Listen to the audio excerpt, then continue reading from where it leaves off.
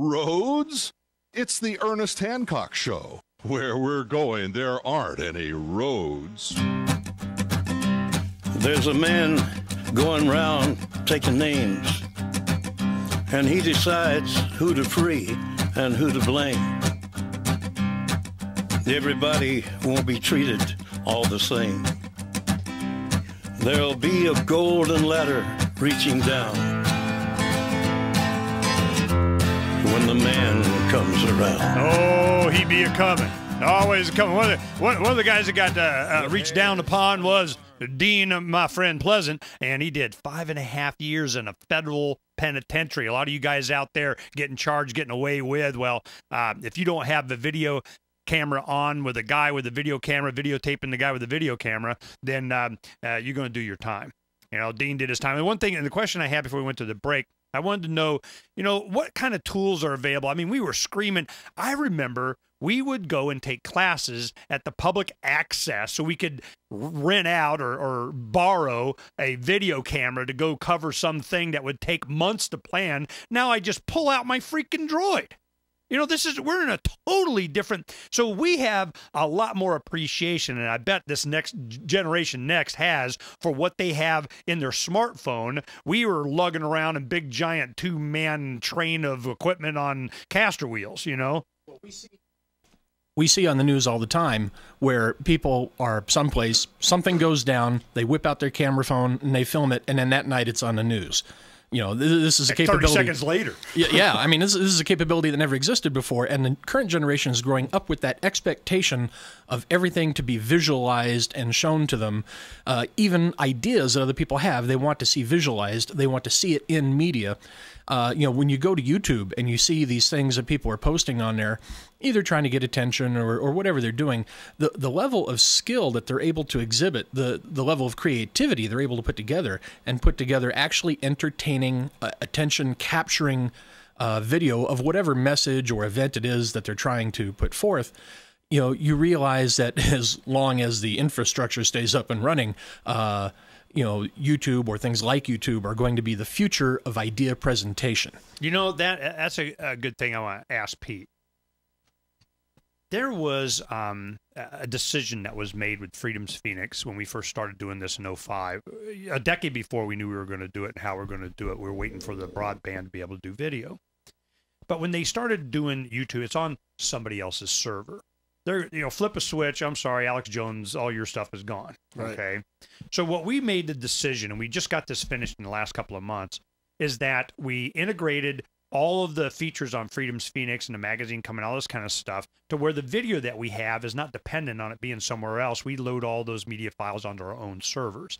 And the reason we did that was back early on, Terry Bressie with Checkpoint USA. He was one of the first guys in December of 2002. Heck no, I'm not. He's Skywatch or Spacewatch. He's University of Arizona at Kitt Peak. He has to travel from Tucson to Kitt Peak all the time, looking at space, you know, what's going to hit us. Okay, he's saving the planet, literally. Okay, so while he's doing this, going through the Indian reservation, he could see the Homeland Security newly created and their little roadblock and testing. We got every agency and see what we can get away with. And he challenged it from the beginning and won. Went all the way to the Ninth Circuit, had, you know, a limited victory, all this kind of stuff. But when he was putting his videos up, they were having them taken down on YouTube. The union for the Homeland Security custom border guys or whatever were saying, oh, yeah, we're this and that. He tried to get them fired. They did all kinds of stuff. Fortunately, a supervisor at University of Arizona said, if we discipline you, you're going to sue us, right? He goes, yep. And they go, okay, we just want to. But you know, so I let him go. But the thing is it went through the civil courts and criminal and everything, all kinds of stuff. Mark Victor was the attorney. The thing is we decided that, okay, we'll put them on our servers and see what they do. Come on, you know we want to play. What's been your experience? You guys have been putting a lot of this stuff on YouTube. Are you counting on it forever being there? You got somewhere else? Are you putting it on other servers? You got it saved? You know, what's your plan for when the man goes, you know, flip the switch? Well, we personally haven't ever been forced to pull a video based on the content. We do know of people that have contacted us that have put up videos of their interactions with folks wearing badges, and the folks wearing badges contact YouTube, and YouTube pulls these videos. You know, it's pretty ridiculous, but we do have all our videos and stuff saved. We have 8 terabyte hard drive, like server hard drive. We have 3 2 terabyte hard drives, so we'll put this stuff up, but I guess to get back to your question, we're also trying to work on a application for that'll be similar to Quick, that you can stream video content in real time to the internet, but it would be on servers that activists own and manage, and it would also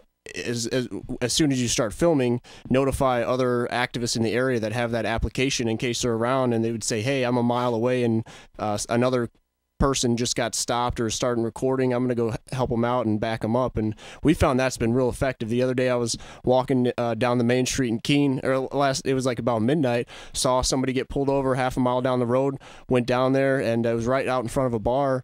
And as I walk up with my camera and my quick roll, and they're like, hey, we were just there's some of the patrons at the bar were like, we were just wondering where the guys were with cameras, and people out there love it. And we tell the drivers, like, hey, you mind if we're here? And it's a protection thing, and obviously the folks with badges don't want us there because they're just shaking people down, and they don't want to be held accountable. But yeah, I think being able to store and replicate and house this data and share it, it's coming. Server space is a lot cheaper, and we're making inroads. Technology is our friend. It's the gatekeepers of the past of traditional mainstream media aren't relevant any longer. We're able to just get the ideas out there. Well, we knew, Dean and I remember when we got our first email accounts back in 93, 94. I don't know, when did you get your...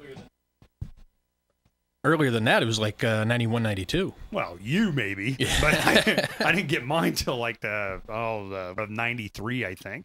And it was safe at indirect.com. I don't remember that. Mm-hmm. Second Amendment is for everyone. And what happened was we could see back then, a lot of the guys doing the internet now, it's like a new revelation to them. Ooh, Facebook is tracking and doing everybody's face. Sierra, come here a second. Come here, I want you to tell this story. Yesterday, she and I were talking, and she goes, yep, they tracked all my photos and all my friends. Tell us what they did. I uploaded a few pictures onto Facebook, and then when you hit OK or whatever, it brings you to a page, and it has all the faces circled on there, and it already knows who they are and everything. Instead of you having to go in there and physically tag them, it already knows their face, I guess. Wow. Did you guys know this? No, I didn't know that. I just read a story about the cops in Brazil wearing sunglasses that have a camera that goes back, and it has up to 400 facial recognitions a second compared to a database with 13 million people. But I don't know. One way to think about this is to say, oh, this is bad and doom and gloom. But at the same time, I mean, yes, there are costs, but at the same time, we use Facebook as a huge tool to leverage these ideas and all these other websites and stuff. And as you know, Ernie, when we first started playing around with all this new technology on the internet and all, a lot of people were scared. They thought, yeah, this is really great what you're doing, but, imagine what the government will do with it. And you can imagine quite a few things, but I remember somebody wrote an article for one of our publications at the time. I can't remember who it is. I wish I could. But they essentially said, listen, what this is a race of adaptation.